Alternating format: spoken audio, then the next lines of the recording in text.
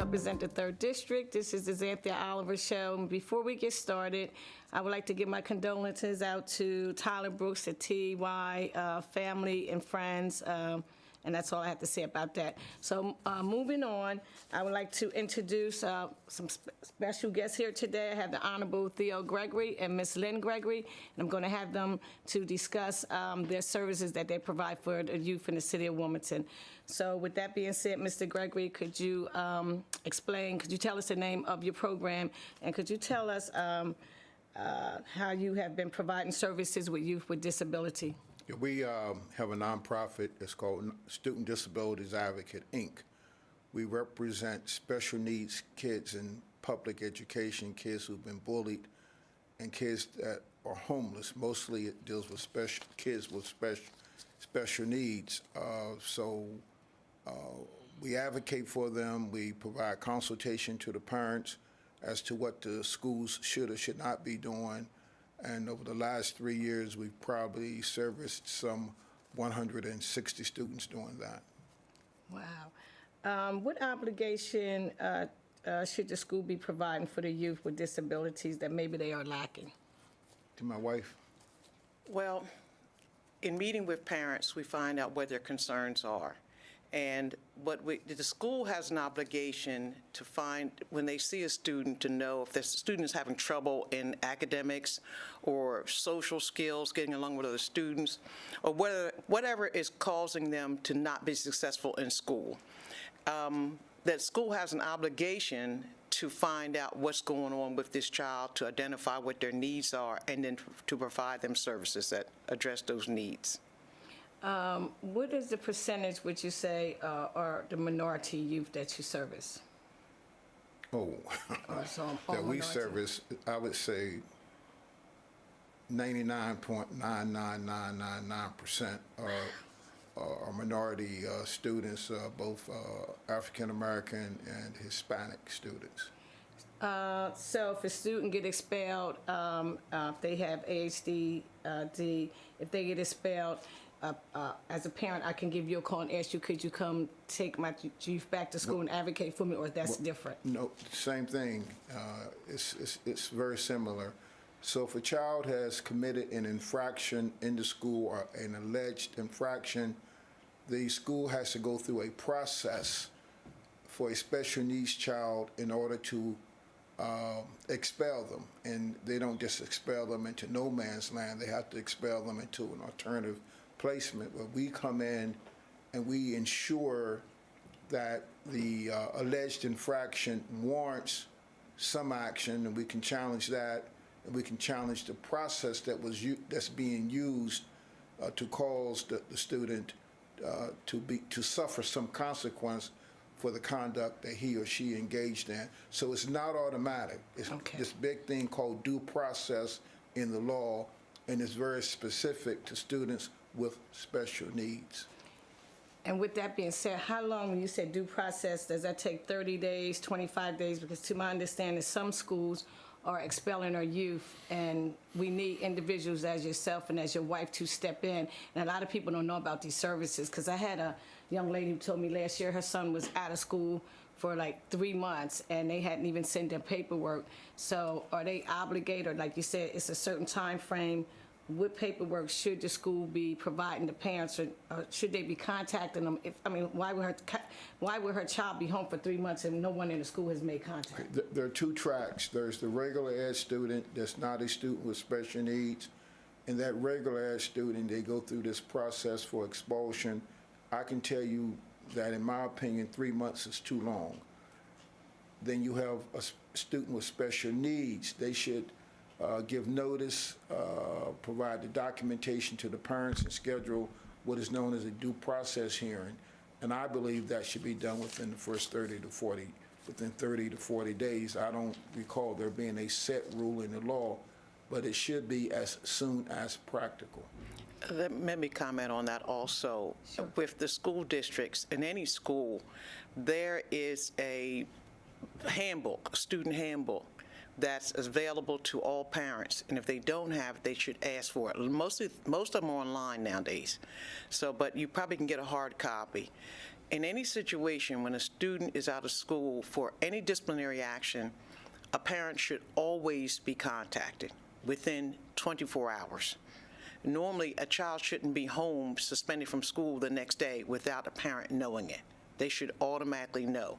So, and then if they're going to expel, basically, it's all written in that student handbook. It should be somewhere in the neighborhood of like 5 to 10 days that there must be a hearing, whether there's special needs or not. So for a child to be out 30 days, that school took advantage of that parent. The parent didn't know their rights. That should never have happened. Isn't there a difference between, because I'm not clear then, on a meeting and a hearing? Certainly a meeting should take place immediately, but to convene the proper parties and have the hearing that could lead to some consequence, I believe that the law may permit it to be a little longer than that, but I don't know. When you're talking about expulsion, again, you go back to the student handbook, and that's what we often request for most of our clients. We want to find out give us the student handbook, whether there are special needs or not, to see what steps must be taken and how many days you have. And there may be there might be a school level meeting, then it may be a district level meeting. So depending on what's going on, to expel a student, it has to go, it eventually gets up to a district level because they have to make a recommendation to their the school board. So there's a number of days that must occur. You can't have a child out 30, 40 days. That's impossible. You can't do that. I think, Mr. Gregory, I think we all saying the same thing. I think what she was saying, she had a meeting, but she was waiting for a hearing.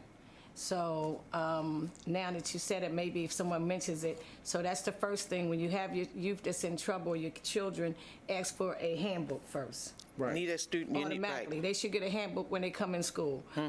How would that work with this pandemic? How will that work? Most of it's online, as you said? Most is online. The schools tell parents schools are still open. Staff are still there. Maybe not everyone, but all through the summer, staff is in the building because they have to prepare for the following year. Even if they're going to do virtual learning, they still have to be in that building. Records have to be kept. A lot of documentation. So there's a skeletal staff there, but someone's there. So if you need something, a hard copy, because you don't have access to it online, you should be able to get that. But that's a great question, because every student is entitled to the same rights and privileges as they would have if they were in a brick and mortar building. Okay.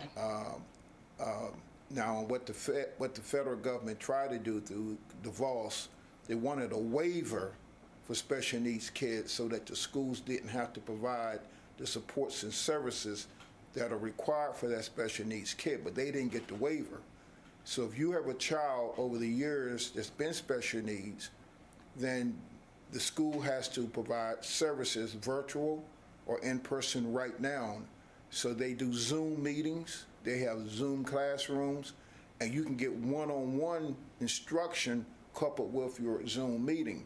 So your child could be on Zoom working, and there's a one-on-one or a tutor someplace else providing supports and assistance to that one-on-one child if they need academics.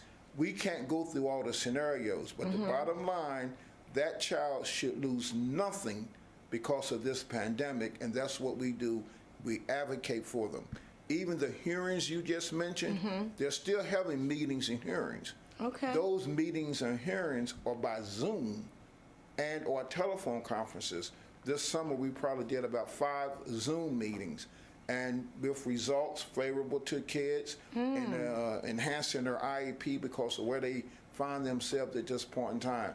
Even if you suspect that your child is entitled to an IEP and they've not gotten one to date, we can still go through the process of ensuring that they review to see if your child is entitled to an IEP, and all of that's done by Zoom and telephone conferences. So your services right now, if their child needs an EIP, you would be able to help them provide that by Zoom, because a lot of people that I'm speaking with, they don't have computers or their computers down. They should contact us. So could you give us your contact information? It's 428-9500. That's my office number. I don't want to comment on that. And then my cell is 562-3117, and we have an email of theopolis10@aol.com. But in order for me to intake someone into my office to become a new client, they don't have to come to my office. We can do all of that by telephone and email because of the pandemic. Gotcha. I will let you come to the office one-on-one, and we have social distancing and Right. procedures set up. But if you want to do it all by phone, we can do it all by phone. We can do it by Facebook. And that's 429, the office, because that was pretty easy. 428-9500, 428-8500. 428-9500, and 562-3117. And your office is located on Market Street, 100 block? What's that? 2227 North Market Street.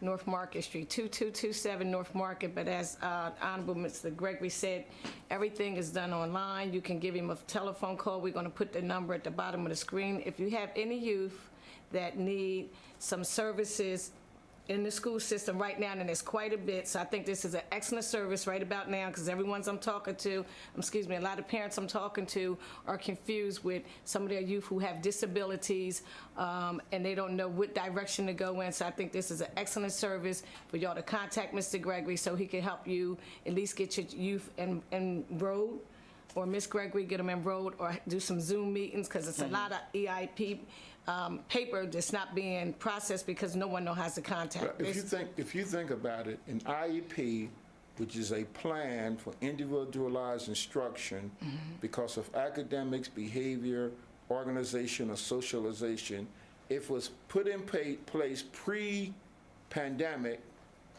pre-virtual, pre-potential hybrid education, it makes sense that that plan needs to be reviewed. Yeah. Now, you want to let the school review it? Now, they're inundated and overwhelmed by all of this. What you really want to do, if you can, read it yourself. And if you don't understand it, then call us. We will review your existing plan for you and see if changes need to be made. Now, with that, we should be inundated with phone calls.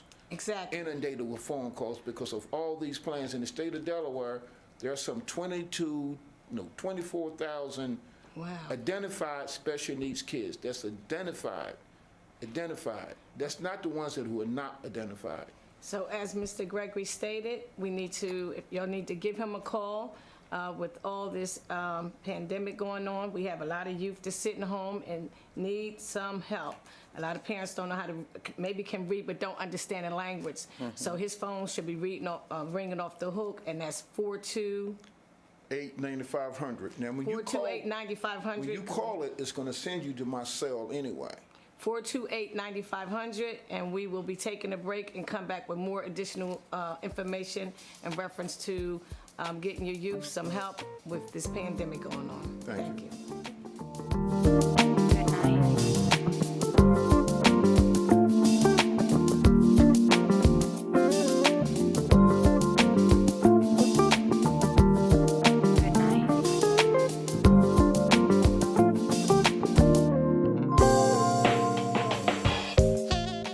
Hello, welcome back to the Zanthia Show. I'm here today. I have two guests here. I have Honorable Theo Gregory here to talk about the program that he has to offer to our youth in the city. And I have Ken Livingston here from Stubbs School, who does a lot of work with youth and children and families. And also he works with Stubbs he does a lot of outreach work. So Ken, let me ask you, what services are Stubbs providing for our youth during this pandemic, and how are you able to reach them? Right. Well, during the pandemic, we were able to reach parents to provide educational packages for students. It started off as an initial initiative to give educational packages for families who didn't have the technology at the time. But once that technology was given out to parents, they still wanted to have those paper copies and still have the kids, sit down at an area in the home to complete those packets. So in addition to the educational packets, we provided food to the communities, toiletries, We worked with you. We gave out masks. So we just had a couple things going on. Each week we were at the school providing, like I said, the educational packets, books. Today we just did a work return celebration at the school for those families that were given the educational packets, for them to return the packets so we can kind of take a look and see who was completing the work. And then with that, we partnered with some of our very excellent community partners. They provided a gift basket to the kids. We still gave them books, water ice, potato chips. So we just wanted to say, hey, we're here. We're going to continue to be here, and we appreciate you. And we just look forward to this upcoming school year. Whatever that is going to be, we're here to support you. Okay, I know you and I had spoken about you reaching out to some of the parents and going to the homes with the grandparents. How has the response been with the assignments and homework? Because I know at one point you wasn't getting a good response with some of the laptops were missing, just to keep it frank, and you were having some difficulties with dealing with some of the parents. Is that getting a little better? Yes, that is getting a little better. From what we've been finding out is a lot of parents did wind up going back to work or receiving some type of employment, and then the kids are at a daycare provider or some type of child care center. But we are making strides and getting in contact with parents. We have a lot of new parents this year at Stubbs, so they're coming in to register their students to prepare for this upcoming school year. And we're just trying to stay connected with them, and once again, let them know that we're at the school to be able to help them out or provide assistance, whatever that they may need. Do you think they're going to be returning to school this year, or is it still virtual? Do you think it's going to be virtual at Stubbs right now? What is Yes, status? well, Stubbs is in the Christina School District. I know that last night they had a board meeting, so our first day of school is tentatively set for September the 8th, but a final decision hasn't been made yet on whether we're going to be remote or a hybrid model. Okay. Mr. Gregory, I'm glad you said that. Does your organization work with Red Clay, Christina, Brandywine, or anyone specifically, or you work with all of them? There are two attorneys, one that represents most of the districts, one represents the other district and some charter schools. But we engage and are involved with every school in Newcastle County, and we've been as far as Kent County with one or two cases. But I say with on purpose because we work with the schools. Okay. We don't go in as strictly adversaries. We want to do what's in the best interest of the child, and we want to do it as quickly as possible. So while my wife is an education specialist and she's an advocate, I'm an attorney, and we work together with the schools to make sure things are working. Now, as in any situation, there can get to a point where there's a disagreement. Okay. When there's a disagreement, we start to advocate more aggressively. Okay. But we still do it professionally because we want to do what's right by these kids and get it right. So that's what we do. We work with the schools. Do you have a lot of cases that the police are involved, or not necessarily? Or yours are more or less behavior? No, we have some behavior cases where, so I believe in SROs. Okay. So let me say that. When they're appropriately trained and they have the right temperament, they can be a godsend. If they're not appropriately trained and they don't have the right temperament, then that's not an SRO. That's a police officer in your school, and that's not healthy. I've seen good SROs, and I've seen a handful of bad SROs. So we work with everybody in the school. Now, there's some, and I want to answer your specific questions. Yes, there are some situations where the SRO escalated a situation with the special needs kid by being a cop and didn't escalate by being a social worker. Okay. Okay? I've seen both. So I want you to know that. That's accurate, but I am a proponent of SROs, and I won't go into all the reasons why, but the temperament, the training, and the cultural competency has to be there. Necessary. Well, I'm here today with our guests, and the telephone number is 429-9500 if it's not on the 428-9500. 428, I'm sorry, 9500 if you need any assistance with your youth, and I think this is this is the time, if you have any issues with your youth, with school, and right now this would be the time because of the pandemic, most of them are home. I received a lot of calls about they're nervous, about the youth, middle class, middle school, high school, staying home. What are they going to do? They have some issues in school. They waiting on hearings. They're waiting on meetings. That's what Mr. Gregory's program is here for. Feel free to give him a call if you need some assistance. Can I say one other thing? Sure. If you give a special needs kid a computer and/or their support at home a computer, and the IEP calls for more, then the school has to provide more. The school has to provide more to give the appropriate supports and services. So I appreciate what's done by services such as Mr. Livingston's, but what you're doing may not be adequate in the context of their special needs, especially if it's academics. I got an academic problem, your challenges, and you're asking me to now do it on the computer. I have challenges on the computer. My mama's got challenges on the computer, my grandmama, my daddy. Who's gonna help me? Maybe I go in as an advocate and say, wait a minute, you have to put somebody in place to show everybody how to use that computer and make them available to assist during the day. You say, well, Mr. Gregory, we can't afford all that. Guess what? Ain't my problem. The federal law says you must do it, and you must do it, and they do it, okay? Okay, that's a good point. Now, Ken, how does that affect your youth that may need some computer skills? Because I know at one point y'all was dropping off laptops, but some of them weren't practice at home properly, so you end up doing the packages. So the packages better or the laptops? And is it because they weren't able to use the laptops, as Mr. Gregory said, which maybe this opened a can of worms that, unbeknown to you, if they don't know how to use them, maybe that's where your organization comes in, and the state or the federal government should be providing maybe you with more services, as he said. So this is a good conversation. What do you feel about, how do you feel about them computers? I think what Mr. Gregory said, he did bring up a good point. And I know that at Stubbs, I can't speak for every school, but I know what we did at Stubbs and with our community school program, I made myself available if a parent had a challenge. I gave out my cell phone number personally and told them, call me, text me. If you have any situations, just let me know, and in that way I can intervene. If it was a computer or a technical issue, if I didn't have the answers right then and there, I would email our academic dean, give the information to the academic dean, and then she would get in touch with the parent. So I feel like we did a pretty good job at trying to triage a lot of the technical difficulties that were taking place to make sure that the students and the families could be successful. Were you able to help some of them?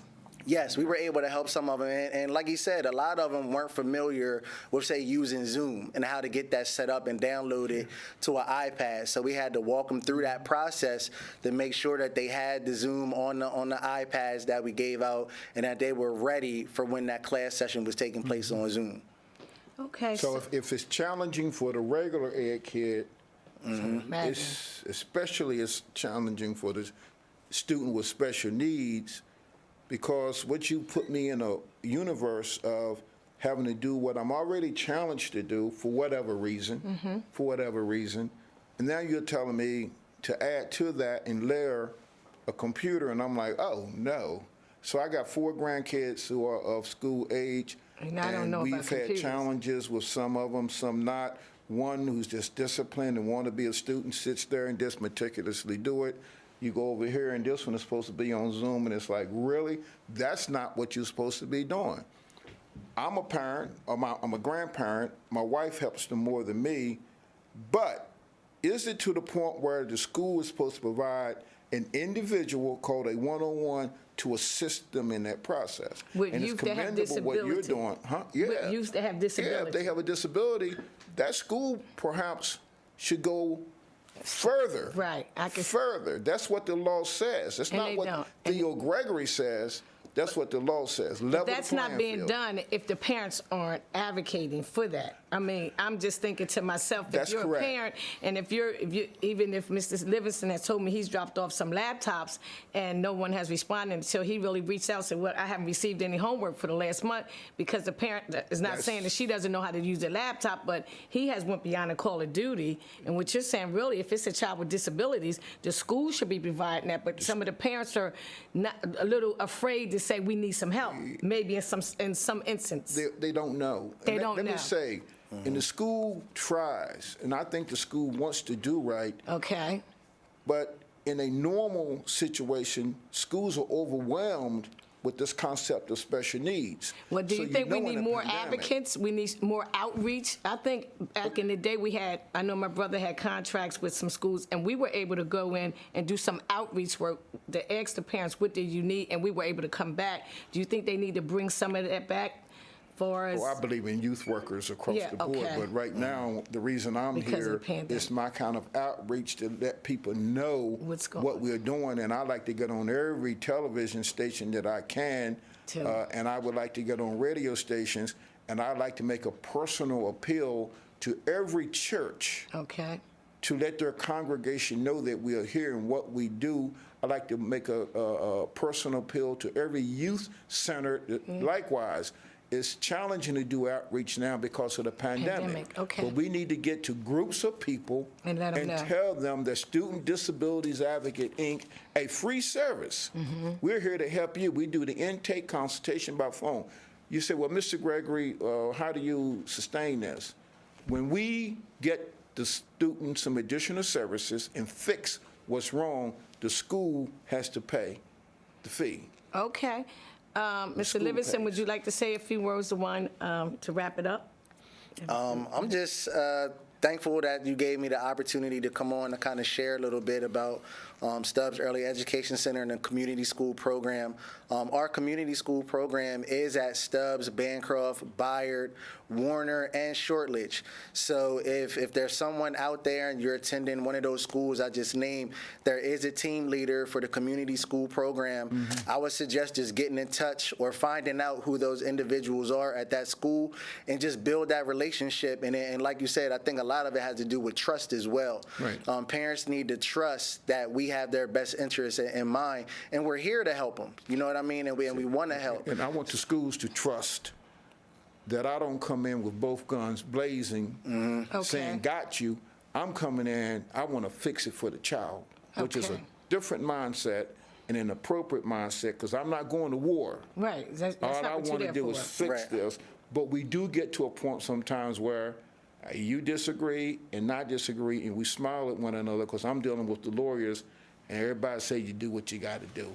Okay, so maybe some of the team leaders that you have, you could pass on his telephone number and pass it on Mr. Gregory. And I think this is an excellent conversation, and we need to follow up on this, because during this pandemic, it's a lot of youth out there are falling by the wayside, and you don't want to admit it, but it's the truth. And if we have someone here who's advocating for our youth in our city, we need to make contact at 428-9500. And I appreciate you both coming on, and we will follow up. Thanks a lot.